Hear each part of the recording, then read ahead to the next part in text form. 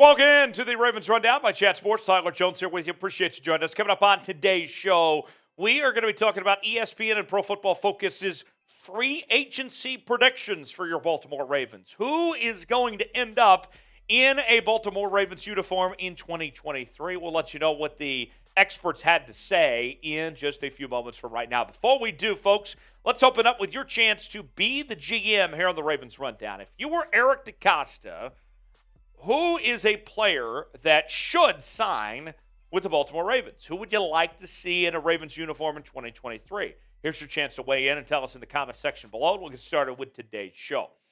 So first and foremost, let's begin with Lamar Jackson in-house. According to ESPN and Pro Football Focus, they both predict that the Ravens quarterback will be back in 2023. Whether it's the franchise tag or whether it's a long-term deal, one way or the other, the consensus is, whether it's from ESPN or PFF, that Lamar Jackson will be back in Baltimore. Let's start off with what ESPN's Matt Brown had to say. With new offensive coordinator Todd Monken in Baltimore, the Ravens can build a system around Jackson's dynamic traits at the position, one that features QB run game elements, play action, and detailed dropback route tree to scheme against opposing coverages.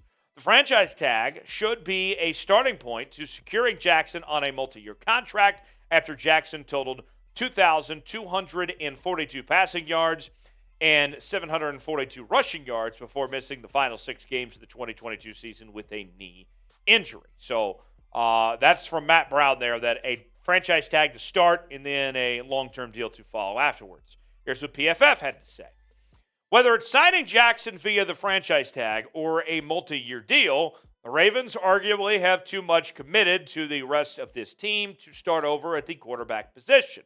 With continued growth as a traditional passer, which should only continue if Baltimore can add more receiving weapons and an offensive coordinator with more pass game prowess, that'd be Todd Monken, Jackson can be a walking highlight reel through the air and on the ground for years to come. So it sounds like a common theme. Whether you listen to Pro Football Focus or you listen to ESPN, there's too much at stake not to bring back Lamar Jackson. Look, teams spend years trying to find said franchise quarterback, and we've seen teams even go decades of trying to find that guy. And in the history of the Baltimore Ravens franchise, they haven't had a quarterback better than Lamar Jackson. It's a lot easier to pay him right now than it is to try to do this song and dance charade of going through the draft and finding said guy. I know that you could save a lot of money doing that, but it just makes too much sense financially when in the outlook of this franchise to just go ahead and pay Lamar, give him his money, and make things work. What is your confidence level Lamar Jackson plays for the Ravens in 2023?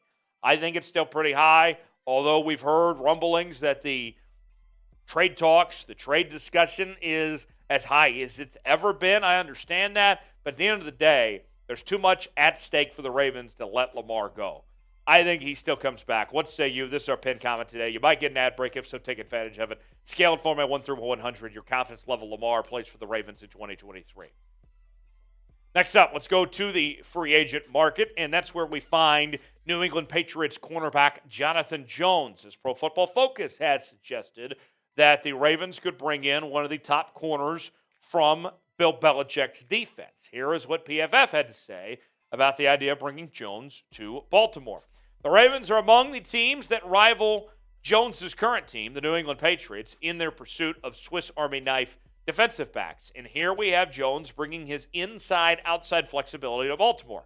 With Marcus Peters a pending free agent, Jones, cornerback Brandon Stevens, and safety Kyle Hamilton, and the Ravens a multitude of options in the slot. And Jones and Stevens are also capable of playing out wide. Jones is a sound tackler in run defense as well, missing just 5.6% of tackle opportunities over the past 2 years and earning a 70-plus run defense grade in 4 of his past 5 seasons. Now, I'll say this. I think this would be an upgrade over Marcus Peters. You're going with a corner that is younger and Jonathan Jones here than Marcus Peters is. Marcus Peters tends to give up a lot of big plays. He's also had the injury issues. To me, I would like this. You're trying to find a running mate, a partner for Marlon Humphrey, and you slide Jonathan Jones here to that CB2 spot. Kyle Fuller likely gone this offseason. To me, I like this. Move Brandon Stevens up. All of a sudden, you have those three. You go with Humphrey, you go with Jones and Stevens, and you pair them with Marcus Williams and Kyle Hamilton. You're talking about arguably the best secondary in the NFL if you make this type of deal happen. Jones was signed as an undrafted free agent by New England in 2016. He's already got 2 Super Bowl titles to his name.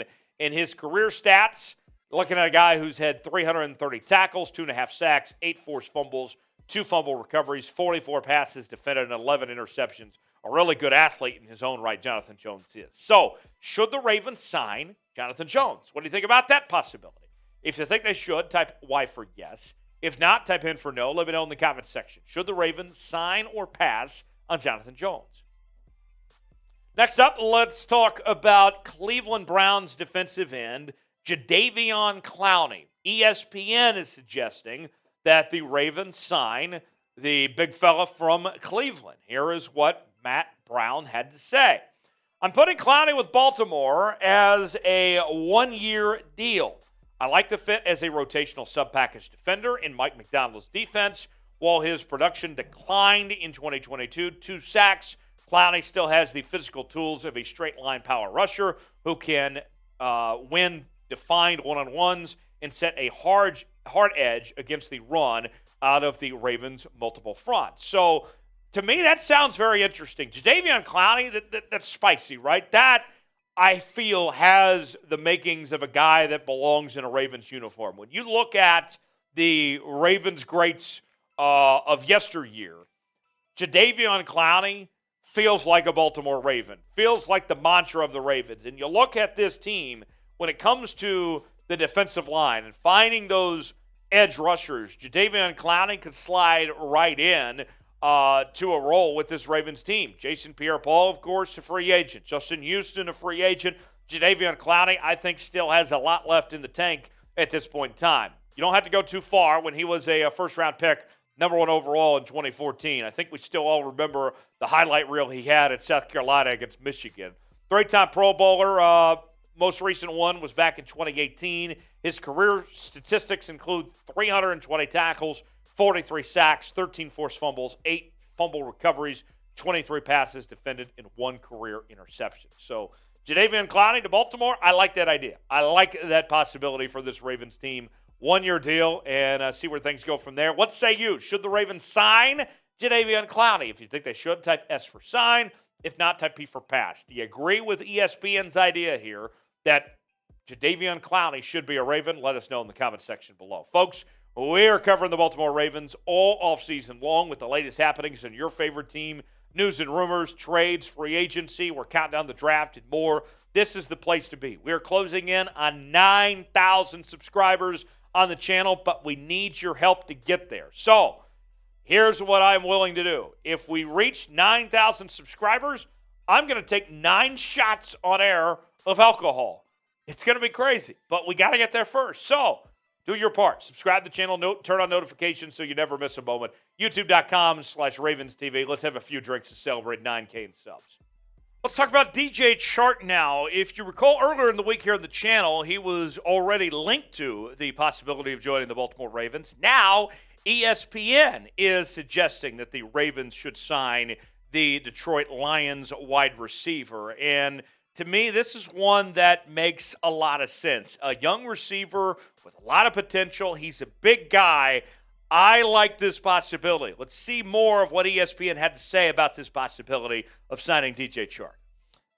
The Ravens would be adding a vertical stretch target on the perimeter for Jackson. That's Lamar, by the way. Chark averaged 16.7 yards per reception in 11 games for Detroit last season, separating deep balls and finding open voids on schemed-in breakers. In 5 pro seasons, he caught 18 touchdowns, and at 6'4", he could give the Ravens someone who could win on the boundary. So, look, size matters. Ravens need receiving help. I know that DJ Chark hasn't been necessarily the sexy pick of sorts. You know, he's had a solid career, not necessarily a great career, but, I mean, let's be honest here. A big receiver, and you look at this Ravens receiving room, who, let's just be honest with you, is not that good. I mean, you got Rashad Bateman coming off injury, but beyond that, everyone is kind of just up in the air at this point. I think you would gladly take DJ Chark to be that next guy to pair up with Rashad Bateman, and certainly would be an upgrade from what you have. He was a Pro Bowler back in 2019. His career numbers, we mentioned the 18 touchdowns. He has about 2,500 yards receiving and 177 catches to this point. I like that possibility. And you add him to that receiving core, to me, that makes a lot of sense to bring in DJ Chark, as we talked about earlier this week. Name a player the Ravens will sign in free agency. We asked you earlier to tell us who you think should sign. Who do you think will sign? Let me know. Give me a name or two of whether it was somebody we talked about today or somebody else that comes to mind that you think is going to be a Raven next year. Let us know in the comment section below. You can follow me on social media, Twitter, Instagram, and Facebook at Tyler Jones Live, talking about your Baltimore Ravens there, and I'll see you next time here on Ravens Rundown.